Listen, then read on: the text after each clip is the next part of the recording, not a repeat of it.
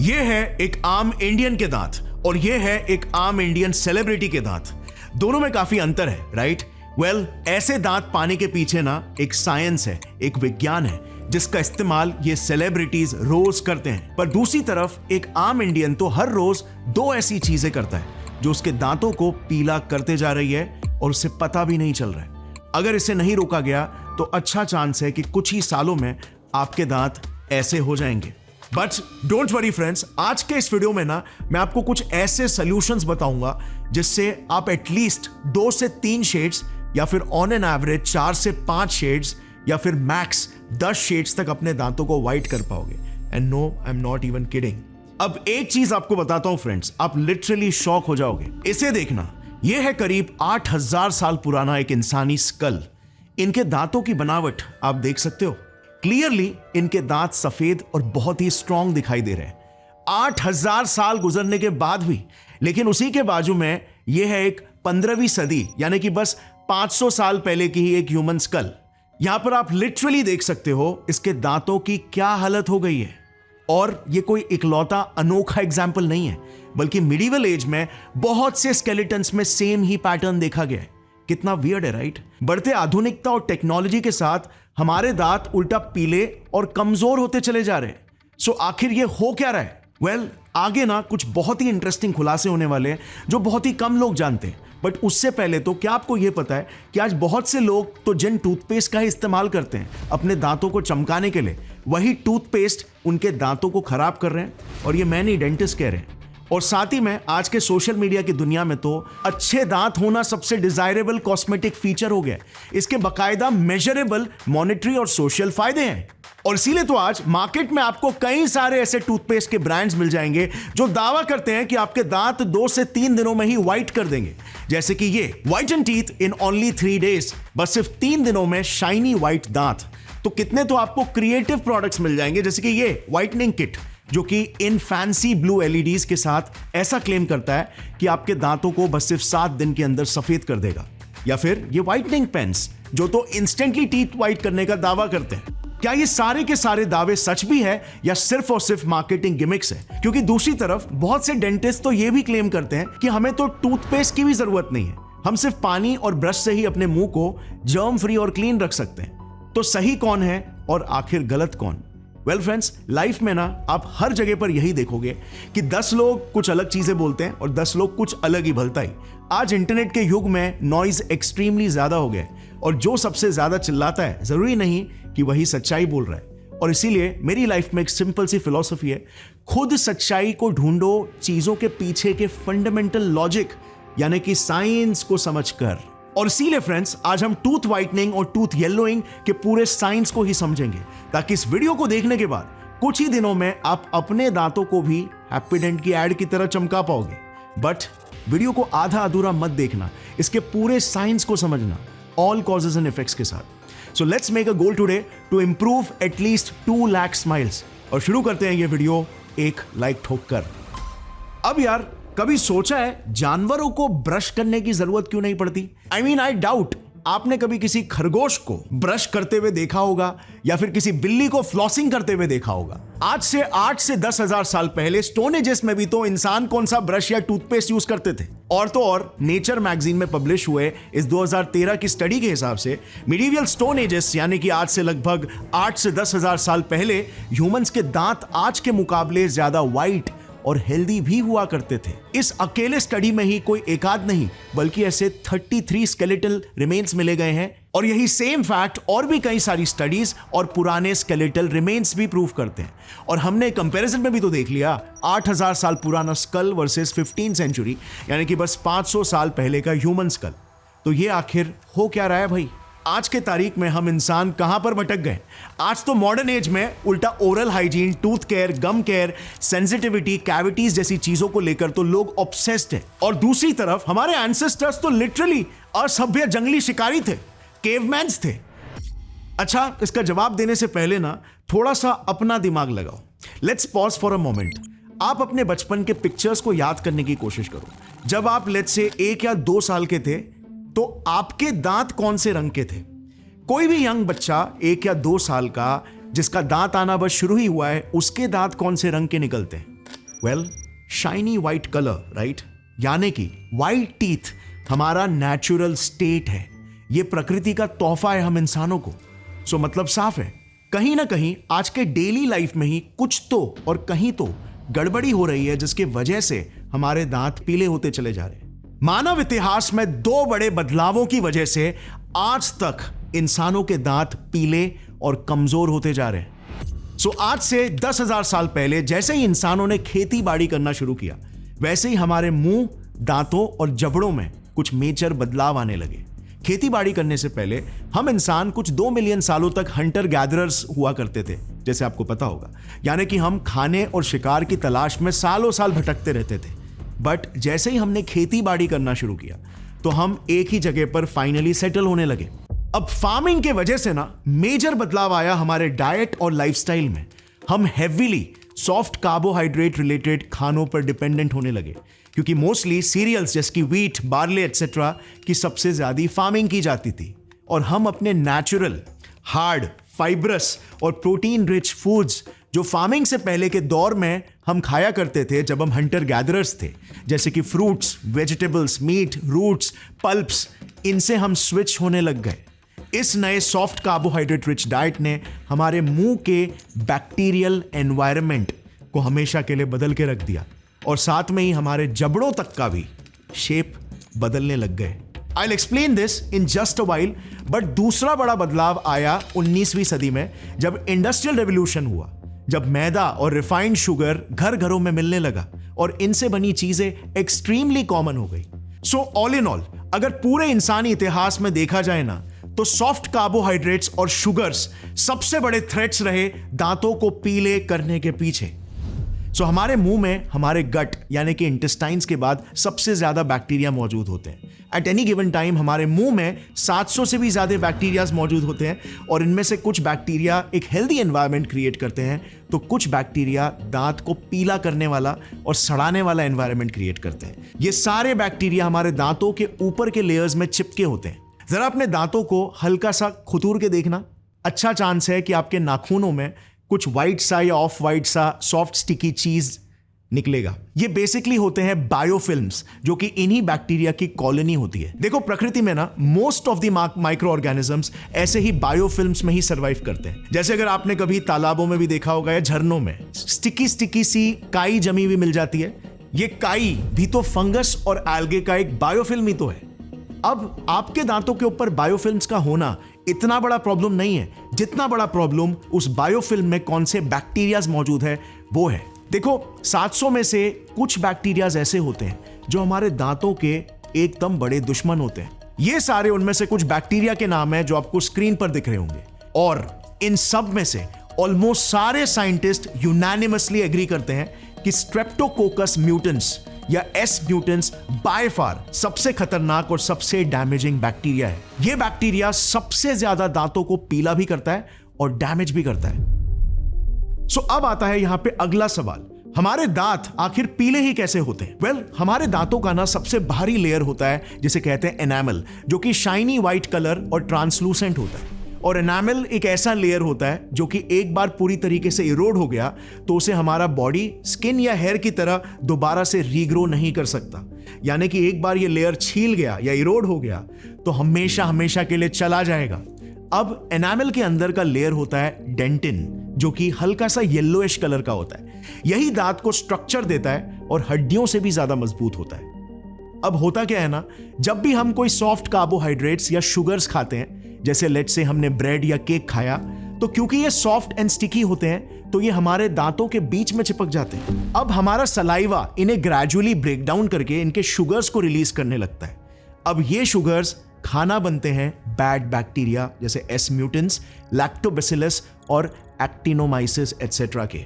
अब ये bad bacteria आखिर बैड है ही क्यों? पहली बात तो बिकॉज ये शुगर्स कंज्यूम करके एसिड्स रिलीज करते हैं, मोस्ट नोटेबली लैक्टिक एसिड, जो दांतों के लिए जहर जैसा होता है। यही बैक्टीरिया फिर हाइड्रोजन सल्फाइड और मीथाइल मेरकैप्टन जैसे गैसेस भी रिलीज करते हैं, जिससे मुंह से बदबू आने लगती है। और क्योंकि ये बैक्टीरिया बायोफिल्म्स में रह रहे होते हैं, सो पूरे बायोफिल्म्स के साथ ही ये लैक्टिक एसिड आपके दांतों में चिपकने लगता है और धीरे धीरे करके एनामल को इरोड करने लगता है।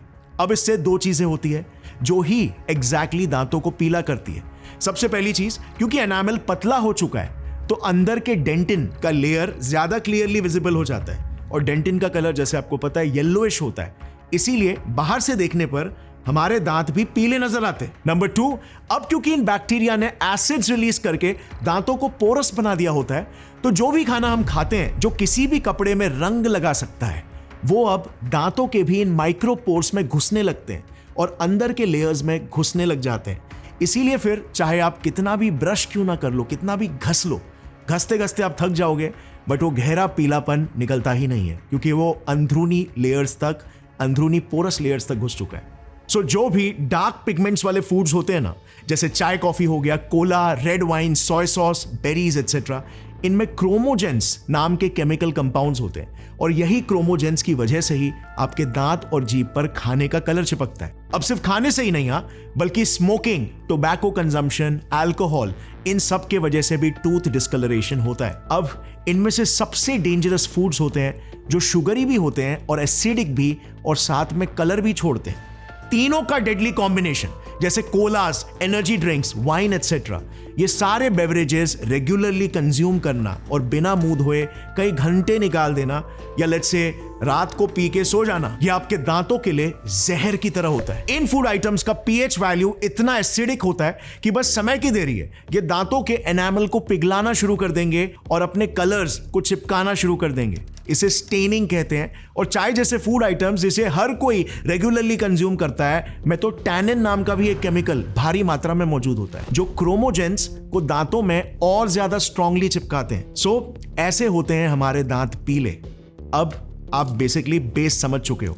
यह समझना बहुत ही जरूरी है, क्योंकि स्टेनिंग की प्रॉब्लम का रूट कॉज इन फूड्स का कलर नहीं होता, बल्कि एसिड्स और बैड बैक्टीरिया है, जिनके एनामल कोरोजन की वजह से ही ये स्टेन्स हमारे दांतों की गहराई तक पहुंच पाते हैं और फिर निकलने से इनकार कर देते हैं। वरना तो एक माउथ वॉश करके ही आप इसे आसानी से निकाल पाते हैं। साइंस में ना आपको जैसे पता होगा, रूट कॉज का पता लगाना सबसे इंपॉर्टेंट होता है, वरना हम सिम्टम से डील करते रह जाएंगे और हमें कभी भी रिजल्ट्स मिलेगा नहीं, क्योंकि रूट कॉज ही नहीं मालूम। और इसीलिए मैं कभी भी अपने वीडियोस में आपको बस सोल्यूशन नहीं बताता हूं, बल्कि रूट कॉज, रूट मैकेनिज्म्स और कॉजेस एंड इफेक्ट्स को भी एक्सप्लेन करता हूं, ताकि आपकी एक scientific cause and effects based thinking develop हो। ये थिंकिंग लाइफ के किसी भी एरिया में सक्सेस पाने के लिए बहुत ही जरूरी होती है, और इसी सोच के जरिए हम सच्चाई तक भी पहुंच पाते हैं। आंखें बंद करके कुछ भी अंधविश्वास की तरह बिलीव नहीं कर लेते। और बाय द वे, मेरे रिसर्च के सारे रेफरेंसेस आपको नीचे डिस्क्रिप्शन में मिल जाएंगे, ताकि आप अपना खुद का भी रिसर्च कर सको। सो अब आई एम श्योर कनेक्ट हो रहा होगा कि पिछले 10,000 सालों में एग्जैक्टली क्या बदला हमारे मुंह का bacterial ecosystem. But that's not it. इस जबड़े पर जरा नजर डालना, एकदम परफेक्ट टीथ स्ट्रक्चर नहीं लग रहा है? ये एक पुराने होमोसेपियन की खोपड़ी है, एकदम सेलिब्रिटी की तरह टीथ स्ट्रक्चर लग रहा है, राइट?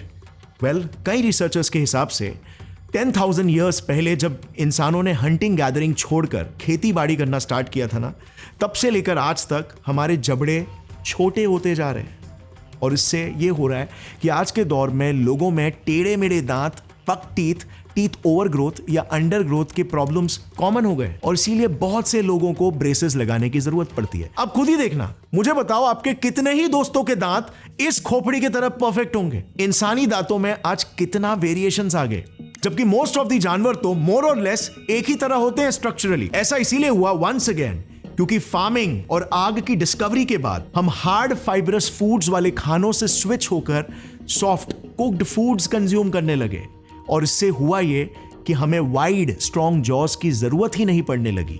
और एवोल्यूशन की भाषा में एकदम सिंपल है, यूज इट और यू लूज इट।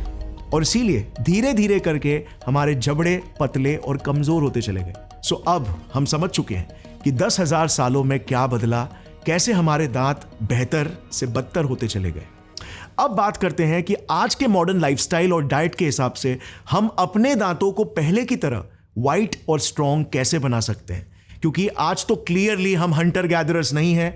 सो आज के युग में ये वाइटनेस कैसे अचीव किया जा सकता है, सेलिब्रिटीज कैसे कर लेते हैं भाई? सो आज के समय में ना पूरी डेंटल केयर इंडस्ट्री $39 बिलियन की है, जिसमें से $9 बिलियन यानी कि ऑलमोस्ट 25% की तो सिर्फ टीथ व्हाइटनिंग इंडस्ट्री है। यानी मार्केटर्स को यह अच्छे से पता है कि हमारे सोसाइटी में सफेद दांतों की आज क्या महत्व है, और इसीलिए हर कोई अपने प्रोडक्ट्स बनाकर कंज्यूमर्स को चिपकाने के पीछे लगा है, फिर चाहे वो असर भी करते हो या फिर नहीं, बस महज गिमिक हो। जैसे इसे एक ब्राजीलियन रिपोर्ट ने डिस्क्लोज किया कि ओवर द काउंटर मिलने वाले most of the teeth whitening products या तो सिर्फ ऊपर के ही दाग निकालते हैं या फिर ना के बराबर ही व्हाइटनिंग प्रोवाइड करते हैं। और ऐसा इसीलिए क्योंकि पूरे टीथ व्हाइटनिंग इंडस्ट्री में कुल मिलाकर सिर्फ 2 ही कैटेगरीज के प्रोडक्ट्स मिलते हैं, और इसमें से एक कैटेगरी थोड़ी बहुत यूजफुल है टीथ व्हाइटनिंग करने में और दूसरी कैटेगरी एक्सट्रीमली यूजफुल है। अब इन 2 कैटेगरीज को छोड़कर मोस्ट ऑफ द प्रोडक्ट्स या तो गिमिक है या फिर थोड़ा बहुत ही क्लीन अप करते हैं। सो पहली कैटेगरी की बात करते हैं जो है एब्रेसिव्स की। बेसिकली आप कोलगेट, पेप्सोडेंट, सेंसोडाइन, क्लोजअप किसी भी टूथपेस्ट को उठाकर उन पर प्रिंटेड इंग्रेडिएंट्स के लिस्ट को पढ़ लेना। उनमें आपको sodium bicarbonate, calcium carbonate, silica, calcium phosphate, इन सभी में से ना 1 या 2 इंग्रेडिएंट जरूर देखने को मिलेंगे। दरअसल ये सभी सेम तरह के कंपाउंड्स हैं और ये लिटरली आपके दांतों को रगड़ने का, खरोचने का और पॉलिश करने का काम करते हैं। इन्हें मेडिकल टर्म्स में कहा जाता है एब्रेसिव्स। अच्छा, आप में से बहुत से लोगों ने डाबर का या किसी भी और कंपनी का दंत मंजन पाउडर भी यूज किया होगा। ये पाउडर्स भी वही एब्रेसिव्स की ही कैटेगरी में आते हैं। बेसिकली जब भी हम इससे ब्रश करते हैं तो ये सॉलिड पार्टिकल्स हमारे एनामल पर घिस कर सारे प्लैक और अटके हुए फूड पार्टिकल्स को निकालते हैं स्क्रब करके। और हम में से मोस्ट ऑफ दी लोग ऐसे ही एब्रेसिव्स वाले टूथपेस्ट का ही इस्तेमाल करते हैं, लेकिन इनमें 2 बड़े प्रॉब्लम्स हैं। नंबर 1, फर्क नहीं पड़ता कि इसकी कंपनी मार्केटिंग कैसे कर रही है, बट ये सिर्फ और सिर्फ सुपरफिशियल यानी कि ऊपर के ही दाग निकालते हैं। हाँ, ये आपके दांतों के ऊपर बायोफिल्म्स वगैरह निकाल देंगे, लेकिन जो दाग एनामल के गहरे लेयर्स में घुस चुके हैं उनको तो ये छू भी नहीं पाएंगे, निकालना तो दूर की बात। और इसीलिए कई पीले दांत वाले लोग या फिर दाग वाले दांत वाले लोग ब्रश घसते घसते थक जाएंगे, मगर पीलेपन से मुक्ति ही नहीं मिलेगी। अच्छा, दूसरा प्रॉब्लम, ये दांतों को साफ तो कर देते हैं, बट क्योंकि ये एब्रेसिव है इसीलिए ये एनामल को धीरे धीरे घिसते घिसते पतला भी करते जाते हैं। ये एनामल की सतह पर से कैल्शियम और फॉस्फेट मिनरल्स को इरोड करके डीमिनरलाइजेशन भी कॉज कर सकते हैं। और इसीलिए कई डेंटिस्ट इलेक्ट्रिक टूथब्रशेस ज्यादा रेकमेंड करते हैं, क्योंकि इसमें प्रेशर सेंसिटिविटी होती है, ताकि आप दांतों पर ज्यादा प्रेशर लगाकर जोर जोर से ना घसो। इसी चीज को आप दूसरी तरीके से भी काउंटर कर सकते हो। आप फ्लोराइड्स वाले टूथपेस्ट भी इस्तेमाल कर सकते हो, जो बेसिकली घसे हुए एनामल में मिनरल्स डिपॉजिट करने का काम करते हैं। सो इवन अगर लेट्स से आप बहुत ही ज्यादा एसिडिक डाइट कंज्यूम करते हो या सॉफ्ट ड्रिंक्स वगैरह की आपको हैबिट है, तो उसकी वजह से आपके दांतों के अगर इनामल इरोड हो गया है तो फ्लोराइड टूथपेस्ट काफी हद तक रीमिनरलाइजेशन कर सकता है और आपके एनामल के हार्डनेस को रिस्टोर करेगा। बट इसके बाद भी जैसे कि हमने देखा, ये टूथपेस्ट दांतों में गहरे घुसे हुए स्टेन्स को तो दांतों से नहीं ही निकाल पाते, और इसीलिए इससे कई ज्यादा इफेक्टिव है ये second category of teeth whiteners, bleaching chemicals. Bleaching treatments अब तक का by far most effective treatment रहा है टीथ व्हाइटनिंग के लिए,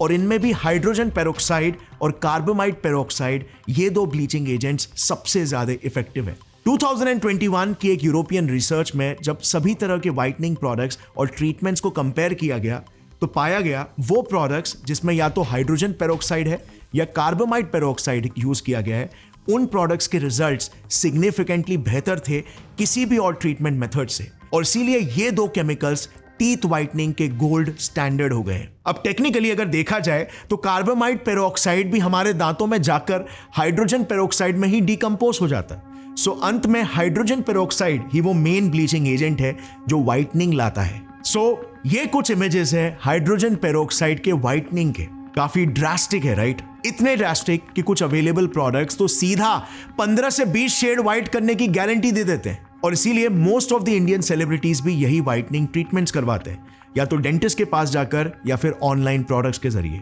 सो आखिर ये हाइड्रोजन पेरोक्साइड इतने पावरफुल तरीके से टीथ व्हाइटनिंग कैसे कर लेता है? वेल, जैसे कि हमने जाना था कि दांत पीले या डार्क होते ही इसीलिए है क्योंकि इनमें पिगमेंट वाले केमिकल्स क्रोमोजेंस चिपक जाते हैं और दांतों की डीप लेयर्स तक घुस जाते हैं। But that's not all. ये क्रोमोजेन के मॉलिक्यूल्स जब साथ आके क्लम्प्स बना लेते हैं, तब जाके ये क्लम्प्स दांतों पर एक विजिबल स्टेन या दाग के रूप में नजर आने लगते हैं, और यही होता है बेसिकली आपके दांतों का पीलापन। अब हाइड्रोजन पेरोक्साइड एक ऑक्सीडाइजिंग एजेंट है, मतलब ये एक्स्ट्रा ऑक्सीजन रिलीज करता है जो काफी रिएक्टिव होता है, और इसीलिए ये ऑक्सीजन हमारे दांतों में घुसकर इन क्रोमोजेंस के क्लम्प्स को छोटे छोटे माइक्रोस्कोपिक टुकड़ों में तोड़ देता है, जिस वजह से डिसइंटीग्रेट होने की वजह से ये क्रोमोजेन के स्टेन्स हमें नजर आना बंद कर देते हैं।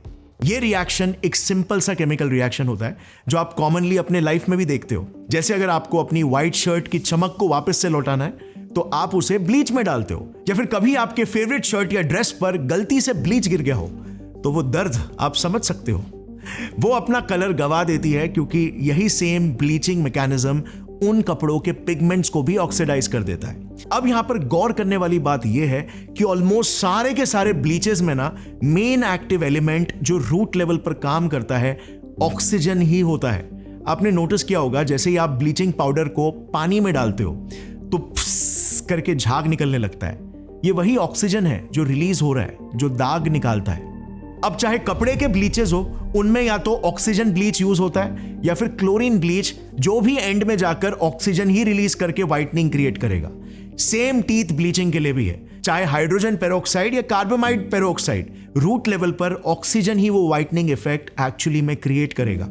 सो अब आप ये तो समझ गए हो कि टीथ व्हाइटनिंग इंडस्ट्री का गोल्ड स्टैंडर्ड क्या है। अब अगला सवाल, ये कैसे यूज किया जाता है और क्या इसके कोई साइड इफेक्ट्स या हेल्थ रिस्क तो नहीं है? So well, it totally depends on आपका गोल क्या है।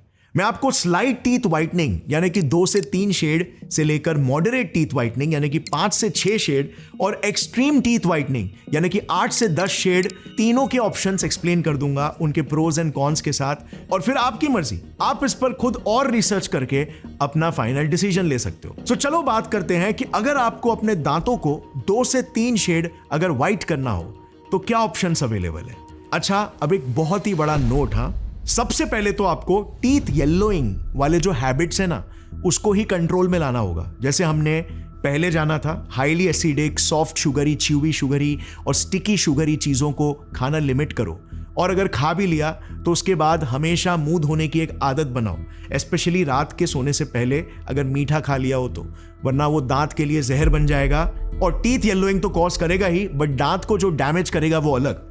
तो ये सारे बेस्ट प्रैक्टिसेस जिनके बारे में हमने पहले बात किया वो तो फर्स्ट स्टेप होगा, वरना एक तरफ आप दांत को सफेद करने जा रहे हो ट्रीटमेंट्स करवा के और दूसरी तरफ से वापस से पीले कर रहे हो। अब 2 से 3 शेड्स दांतों को अगर व्हाइट करना है ना तो उसके लिए आपको एक कंपैरेटिवली सेफर और वीकर ब्लीचिंग एजेंट की जरूरत होगी, क्योंकि ब्लीच या किसी भी तरह का ऑक्सीडाइजिंग एजेंट हमारे बॉडी के सॉफ्ट टिश्यूज के लिए हार्मफुल होता ही है।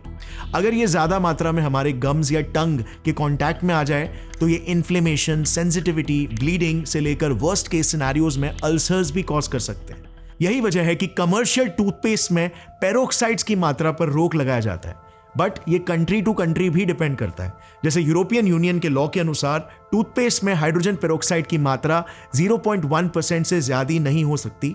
यही वैल्यू फिर 3.5% है यूएसए में, और इंडिया में तो व्हाइटनिंग टूथपेस्ट में पेरोक्साइड्स का इस्तेमाल करना ही बैंड है, और इसीलिए आपको पेरोक्साइड्स वाले टूथपेस्ट इंडिया में मिलेंगे नहीं। बट डोंट वरी, इंडिया में एक बेटर ऑल्टरनेटिव अवेलेबल है, पोटेशियम पेरोक्सी मोनोसल्फेट या सिंपली मोनोपर सल्फेट और MPS, जो अगेन एक ब्लीचिंग एजेंट है। But good news is American journal of dentistry के 2023 के ही रिसर्च के अनुसार 1% potassium monopersulphate safe and viable option है टीथ व्हाइटनिंग के लिए, और भी कई सारी स्टडीज है जो सिमिलर चीज प्रूव करती है, और इंडिया में ये टोटली अवेलेबल भी है। जैसे ये toothpaste Colgate visible white oxygenated whitening, अब मैंने इसे पर्सनली भी ट्राई किया है, कुछ 4-5 दिन पहले ही मैंने खरीदा था, एंड यस, इससे आप एटलीस्ट 2 से 3 शेड्स तो एक्सपेक्ट कर ही सकते हो, या उससे थोड़ा बहुत ज्यादा भी, और मुझे ये परफेक्टली सेफ भी लगा। अब अगर आपको भी इसे ट्राई करना है तो एक 100 रुपए के छोटे पैक का लिंक मैं नीचे डिस्क्रिप्शन में डाल दूंगा। I am personally happy with the product और साइंस बैक्ड भी है, so it's a win win. अब अगर लेट्स से आपको इससे और भी ज्यादा 5 शेड्स तक टीथ व्हाइटनिंग करवानी है तो रिस्क थोड़ा सा बढ़ जाएगा, बट रिजल्ट्स भी। देखो, ऐसा नहीं है कि आप मुंह से खून की उल्टियां करने लगोगे, बट अगर आपके दांत वीक या सेंसिटिव है और आपको एक्स्ट्रा सेफ रहना है तो आप एक बार डेंटिस्ट से कंसल्ट कर सकते हो। इस कैटेगरी में आएंगे ऑनलाइन प्रोडक्ट्स जैसे व्हाइटनिंग स्ट्रिप्स या जेल्स, जिनमें अराउंड 3 से 10% हाइड्रोजन पेरोक्साइड होता है, या फिर दूसरे और प्रोडक्ट्स जो कि 10% से 20% कार्बोमाइड पेरोक्साइड यूज करते हैं। बेसिकली 10% कार्बोमाइड पेरोक्साइड अंत में जाकर कुछ 3.5 से 4% हाइड्रोजन पेरोक्साइड में ही कन्वर्ट होने वाला है। अब यहां पर यह प्रोडक्ट जो मैंने देखा स्ट्रिप बेस्ड है, जो वैसे तो 20 शेड्स व्हाइटनिंग प्रॉमिस कर रहा है, बट पेरोक्साइड बेस्ड सोल्यूशन से आप एटलीस्ट 5 शेड्स तो एक्सपेक्ट कर ही सकते हो। इस किट में कुछ 14 व्हाइटनिंग स्ट्रिप्स है, जिनमें यूजुअली ब्लीचिंग एजेंट्स ही होते हैं, और एक एलईडी लाइट है जो इन ब्लीचिंग एजेंट्स के पेनिट्रेशन को और स्ट्रॉन्ग बनाता है। वो बात अलग है कि लेटेस्ट रिसर्चर्स बताते हैं कि इन लाइट्स का ज्यादा कुछ असर नहीं होता है, बट ये स्ट्रिप्स डेफिनेटली रिजल्ट दिखाने के केपेबल है। सो अगर आप थोड़ा सा सीरियस व्हाइटनिंग कंसिडर कर रहे हो, सो ये प्रोडक्ट और व्हाइटनिंग टूथपेस्ट का कॉम्बो बहुत ही पावरफुल कॉम्बिनेशन हो सकता है, और एटलीस्ट 5+ शेड्स का व्हाइटनिंग तो दे ही देगा।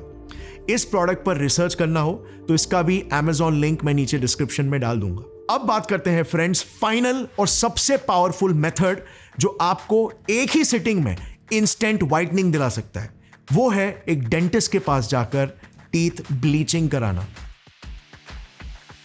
देखो ये इतना पावरफुल क्यों है, क्योंकि डेंटिस्ट 40% हाइड्रोजन पेरोक्साइड तक के जेल्स को यूज करते हैं और पेनिट्रेशन के लिए यूवी लाइट्स यूज करते हैं, जो कि आप घरों में ट्राई भी नहीं कर सकते। प्लस वो सेफ्टी और इफेक्टिवनेस दोनों का ख्याल रखते हैं, जिस वजह से इंस्टेंट व्हाइटनिंग मिलती है।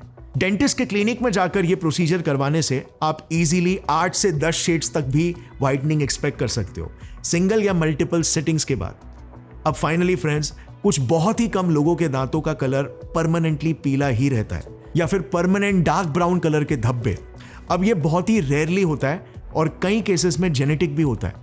किसी बीमारी की वजह से भी कभी कभार हो जाता है, या फिर कभी कभार ट्रॉमा या चोट लगने की वजह से भी, किसी दांत के डीपर लेयर्स जिसकी डेंटिन के ब्लड वेसल्स बर्स्ट होने की वजह से भी होता है। ऐसे किस्म के ट्रॉमास में ब्लड दांतों में एकदम डीप डेंटिन्स में ट्रैप हो जाता है और ऑक्सीडाइज होकर डार्क शेड ले लेता है।